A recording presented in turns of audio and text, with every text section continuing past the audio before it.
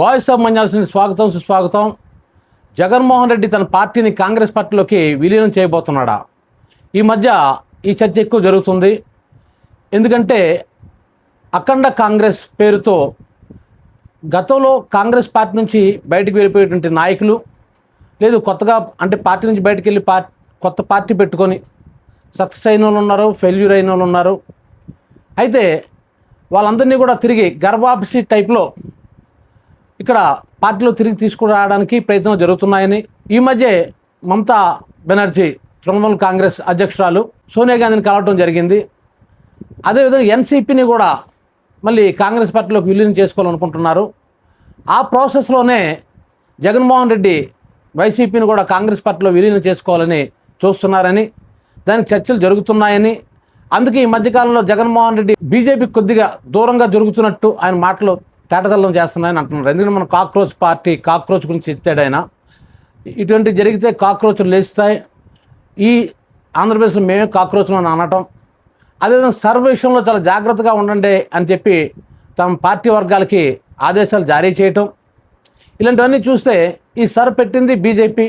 అసలు ఈ సర్ వల్లే అక్కడ మమతా బెనర్జీ ఓడిపోయిందని, అలా బీహార్లో కూడా చాలా స్టేట్లో సర్ వల్లే ఓడిపోతున్నాయని, ఇందులో పెద్ద గ్యాంబ్లింగ్ ఉందని, అంటే ఉన్న ఓట్లని లక్షలాది ఓట్లను తొలగించేస్తున్నారని, అంటే ఎవరైతే ఎక్కువగా మైనారిటీస్, ముస్లిం మైనారిటీస్ వర్గాలకు సంబంధించిన ఓట్లను తొలగిస్తున్నారని ఒక ఆరోపణ జరుగుతుంది. అంటే వాళ్ళు బీజేపీకి ఎయ్యరని. సో ఆ విధంగా ఇప్పుడు మన ఆంధ్రప్రదేశ్లో సర స్టార్ట్ అవుతుంది. ఆల్రెడీ రేపు నుంచి స్టార్ట్ అవుతున్నట్టుగా ఉంది అది. అయితే ఈ విషయంలో చాలా జాగ్రత్తగా ఉండమని చెప్పేసి మరి జగన్మోహన్ రెడ్డి ఆదేశాలు జారీ చేశాడంటే ఇది బీజేపీ దళ నిర్ణయానికి వ్యతిరేకమే కదా. సో ఇలా దూరంగా జరుగుతున్నాడు అని చెప్పేసి ఒక చర్చ జరుగుతుంది. అంటే ఇతను కాంగ్రెస్లోకి వెళ్తాడా అని.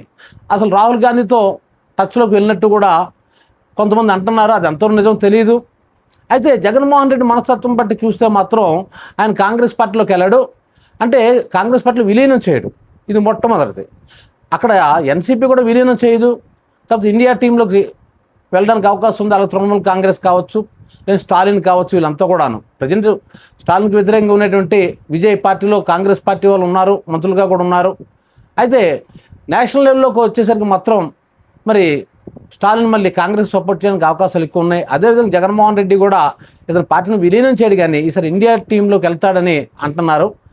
అది పార్టీ అంటే ఇంకో పార్టీతో కలిపి అతను పోటీ చేయడం మాత్రం జరగదు. ఎందుకంటే జగన్ మనస్తత్వానికి అది విరుద్ధం.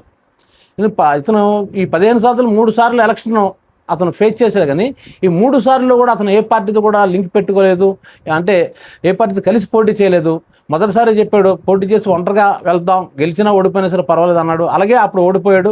రెండోసారి కూడా అంతమంది ప్రజలు తీసుకొచ్చినా సరే పవన్ కళ్యాణ్తో కలవమని అతను దానికి ఒప్పుకోలేదు. అంబటి రాంబాబు లాంటి వాళ్ళు చాలా ప్రజలు తీసుకొచ్చారు. ఆయన జగన్మోహన్ రెడ్డి గెలిచినా ఓడినా సరే మనం సింగిల్గానే వెళ్దాం అన్నాడు. ఆసారి గెలిచాడు, మరి మొన్న ఓడిపోయాడు. ఇటు ఓడిపోయినా గెలిచినా సరే ఒంటరి పోరాటం అనేది ఆయనకి అలవాటు.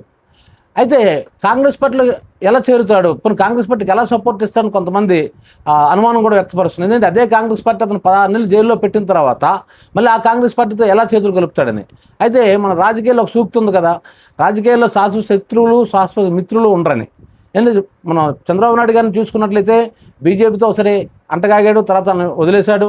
మళ్ళీ మోడీ వచ్చినప్పుడు మళ్ళీ కలిసి పోటీ చేశారు, మళ్ళీ మోడీని విడిచిపెట్టేశాడు, మళ్ళీ ఇప్పుడు మోడీతో కలుస్తున్నాడు.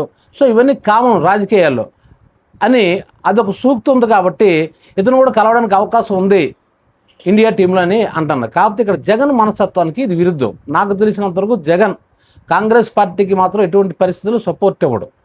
అయితే బీజేపీకి ఇతన్ని ఇప్పుడు జైల్లో పెట్టించడం ఏదో చేస్తే, ఎందుకంటే ఇప్పుడు ఈడీ నోటీసులు ఇస్తున్నారు కదా లిక్కర్ స్కామ్లోని కొంతమంది నాయకులకి, వైసీపీ నాయకులకి.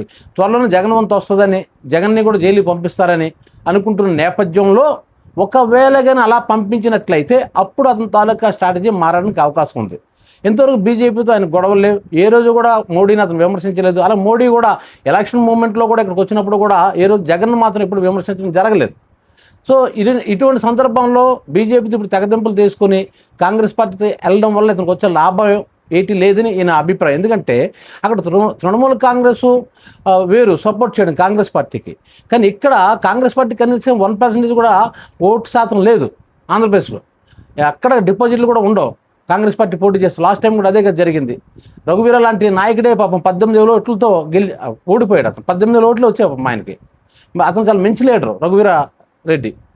మరి అలాంటప్పుడు ఇంకా తెగమ నాయకుల పరిస్థితి ఏంటి? ఈవెన్ బొత్స సత్యబాబు కూడా అప్పుడు కాంగ్రెస్ పార్టీ నుంచి పోటీ చేసినప్పుడు కూడా ఆయన కూడా ఓడిపోయాడు వైసీపీ దగ్గర. సో ఇలా చూసుకున్నట్లయితే ఈరోజు కాంగ్రెస్ పార్టీకి ఈ రోజుకి కూడా 1% ఓటు శాతం కూడా లేని ఈ పార్టీతో జగన్మోహన్ రెడ్డి కలవాల్సిన అవసరం ఏముంటుంది? అంటే ఎప్పుడైనా సరే బహుశా అంటే ఒక మోడీని ఓడించాలంటే కేవలం రాహుల్ వల్ల ఒక్కడి వల్ల కాదు. సో అన్ని పార్టీలను కలుపుకొని గతంలో కాంగ్రెస్ పార్టీ నుంచి బయటకు వెళ్ళిన మళ్ళీ తిరిగి తీసుకొని వాళ్ళ బలంతో మోడీని ఓడించాలి. ఎందుకంటే దానికి ఒకే ఒక అవకాశం అంటే ఇప్పుడు కాక్రోచ్ పార్టీ తాలూకు సిద్ధాంతాలన్నీ జనాలు చాలా బాగా వెళ్తున్నాయి. నిన్న మనం చూసుకున్నట్లు హైదరాబాద్లో కూడా ఆ సభ సూపర్ సక్సెస్ అయింది.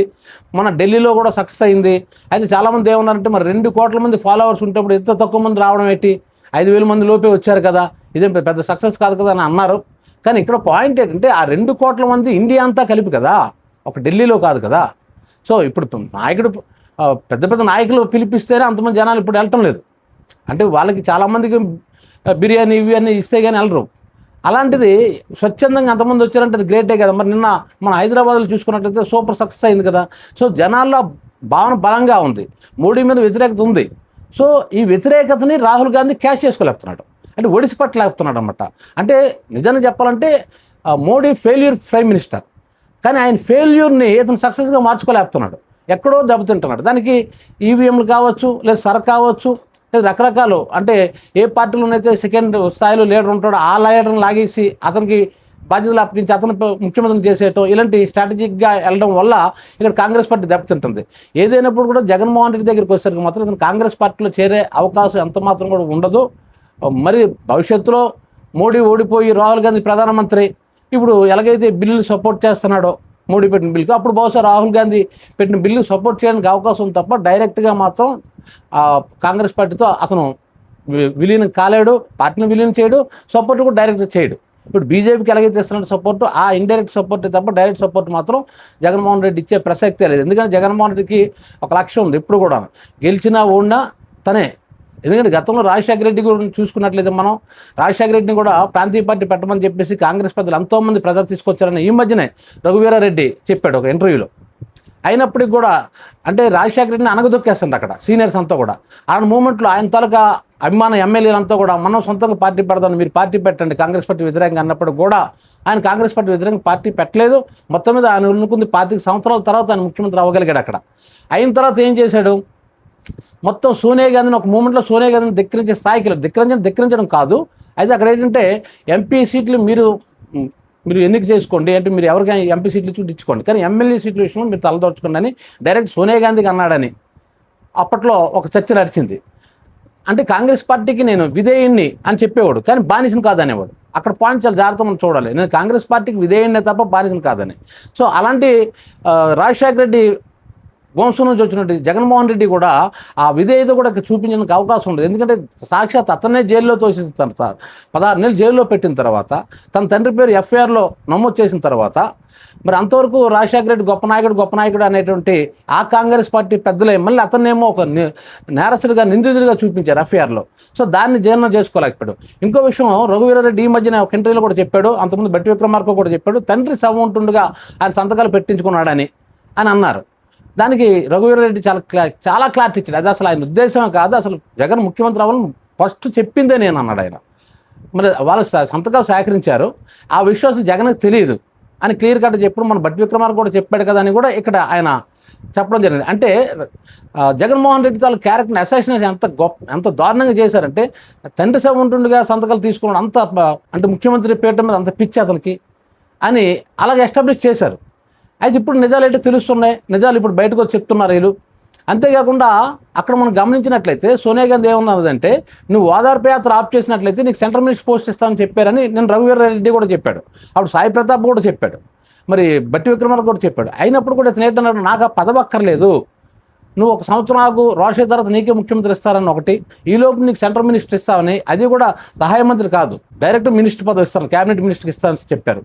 సో అలాగైనప్పటికీ కూడా అతను ఎక్కడ కూడా జంకకుండా నేను పాదయాత్ర చేసిన పట్టుపట్టడం వల్లే ఆయన జైలు పాలయ్యాడు. మరి ఆయన తాలూకా క్యారెక్టర్ని బాగా అసెస్మెంట్ చేయడానికి అవకాశం వచ్చింది. దొంగ దొంగ దొంగ 1,00,00,000 కోట్లు అని అది ప్రచారం చేశారు. ఎందుకు చూసేది 1,300 కోట్లే మాత్రమే.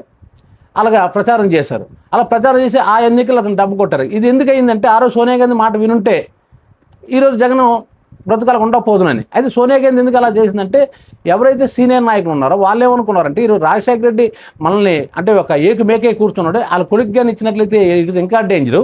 సో ఇలాంటి అవ్వకుండా ఉండాలని చెప్పి సోనియా గాంధీకి 1కి 10 సార్లు ఉన్నవి లేని కల్పించి చెప్పారని ఈ మధ్య ఇప్పుడు అన్నీ బయటకు వస్తున్నాయి. సో అంతేకాదు చంద్రబాబు నాయుడు కూడా అప్పుడు మనం గమనిస్తే ఒక మాట అన్నాడు, పెట్టుకో సోనియా గాంధీతో పెట్టుకున్నాడు, మరి ఏంటో జైలుతో ఉంచిందేటని అడిగాడు, ఒక ఇంటర్వ్యూని అడిగాడు.